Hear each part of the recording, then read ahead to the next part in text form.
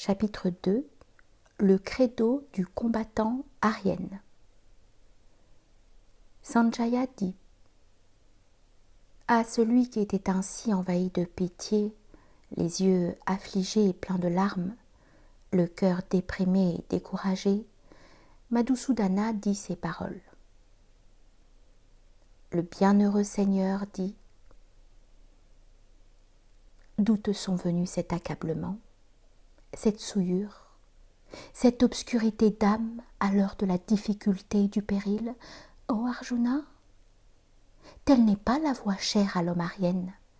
Cet état ne vient point des cieux, ni ne peut conduire aux cieux, et sur terre il aliène la gloire.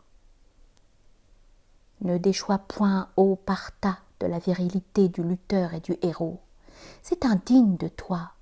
Défais-toi de cette couardise. Debout, ô Parantapa. Arjuna dit: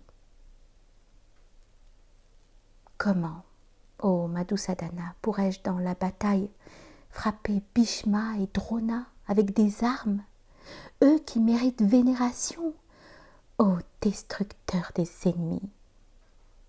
Mieux vaudrait en ce monde vivre d'aumône même que de tuer ses maîtres à la grande âme. Si je tue ses maîtres, je goûterai dès ce monde des jouissances souillées de sang.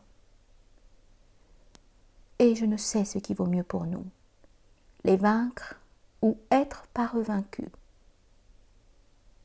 Devant nous, voici les Dhritarashtriens dont le massacre nous ferait taillir la vie. C'est ma pusillanimité qui chasse de moi ma vraie nature héroïque. Tout mon être a conscience de s'égarer dans sa vue du bien et du mal. Je te demande, quel peut être le mieux? Dis-le-moi nettement. Je prends refuge en toi comme ton disciple. Éclaire-moi. Je ne vois rien qui puisse écarter de moi le chagrin qui dessèche les sens. Dû-je obtenir sur terre un royaume riche et sans rival, ou même la souveraineté sur les dieux?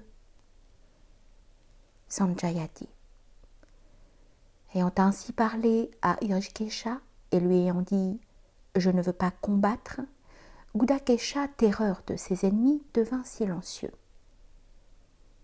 À celui qui était ainsi déprimé et découragé, Hrishikesha, comme avec un sourire, ô Bharata, dit ces paroles entre les deux armées.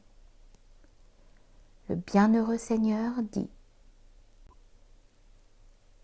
tu pleures ceux que tu ne devrais pas pleurer, et cependant tu dis des paroles sages.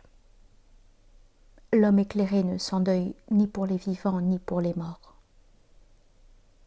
Il n'est pas vrai qu'il y ait eu un temps où je n'étais pas ni toi ni ces rois des hommes. Il n'est pas vrai non plus qu'aucun de nous doive jamais dans l'avenir cesser d'être.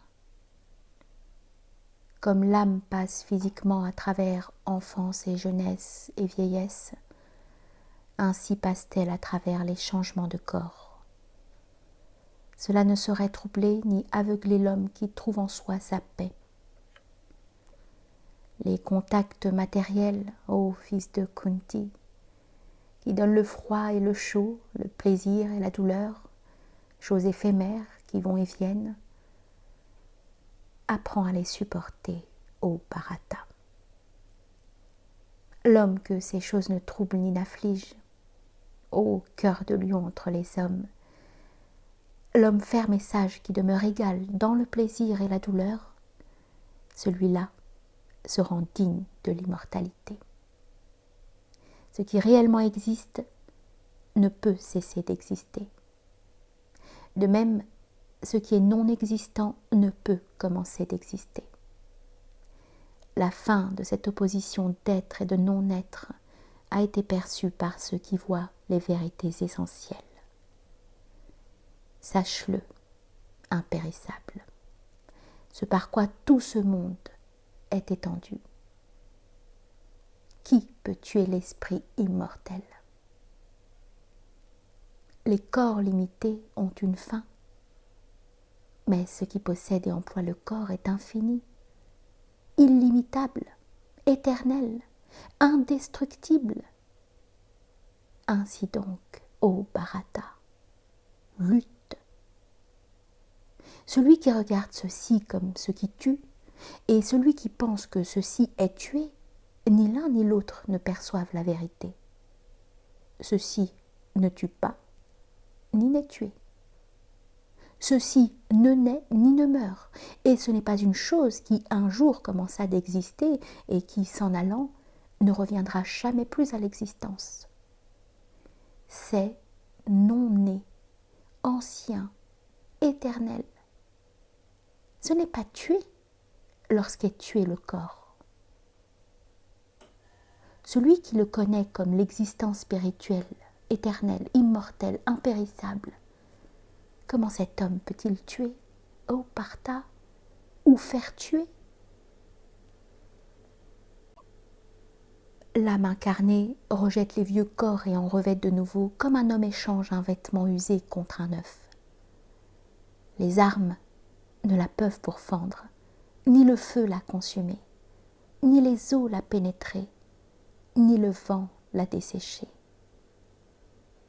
On ne saurait la pourfendre, on ne saurait la brûler, on ne saurait la mouiller ni la dessécher.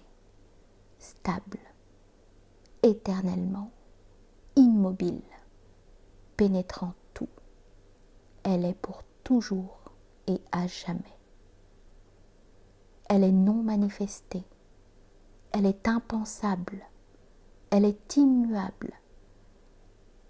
Ainsi est-elle décrite. Donc, la connaissant-elle, tu ne devrais point t'affliger. Même si tu penses que ceci est constamment sujet à la naissance et à la mort, même ainsi, guerrier au bras puissant, tu ne devrais point t'affliger. Car certaine est la mort pour qui est né, et certaine la naissance pour qui est mort. C'est pourquoi ce qui est inévitable ne devrait te causer d'affliction. Les êtres sont non manifestés en leur commencement, manifestés au milieu, ô Bharata. Non manifestés sont-ils encore dans la désintégration? Qu'y a-t-il là d'affligeant? Cela, nous le regardons, nous en parlons, et nous en entendons parler comme du merveilleux, au-delà de notre compréhension. Car d'après tout ce que nous en avons appris, ceux qui ont la connaissance, nul mental humain n'a jamais connu cet absolu. Cet habitant dans le corps de chacun est éternel et indestructible, ô Bharata. C'est pourquoi tu ne dois pleurer aucune créature. En outre, considérant ta propre loi d'action, tu ne dois pas trembler. Il n'est pas de plus grand bien pour le kshatriya qu'une juste bataille. Quand une telle bataille leur vient d'elle-même comme la porte ouverte des cieux, heureux alors sont les kshatriyas. Mais si tu ne livres pas pour le droit à cette bataille, alors tu as trahi ton devoir et ta vertu et ta gloire, et le péché t'échoua en partage. En outre, les hommes diront ta perpétuelle disgrâce, et pour qui est de nobles conditions, le déshonneur est pire que la mort. Les hommes puissants penseront que, de peur, tu as fui la bataille, et toi, qu'ils tenaient en haute estime, tu laisseras ton honneur s'entacher de cette souillure. Maintes paroles blessantes seront dites par tes ennemis médisant de ta force. Est-il affliction pire? Tué, tu gagneras les cieux. Victorieux, tu jouiras de la terre. Lève-toi donc, ô fils de Kunti, résolu à te battre. Fais que l'affliction et le bonheur, la perte et le gain, la victoire et la défaite soient égaux pour ton âme. Puis jette-toi dans la bataille. Ainsi tu ne pécheras pas.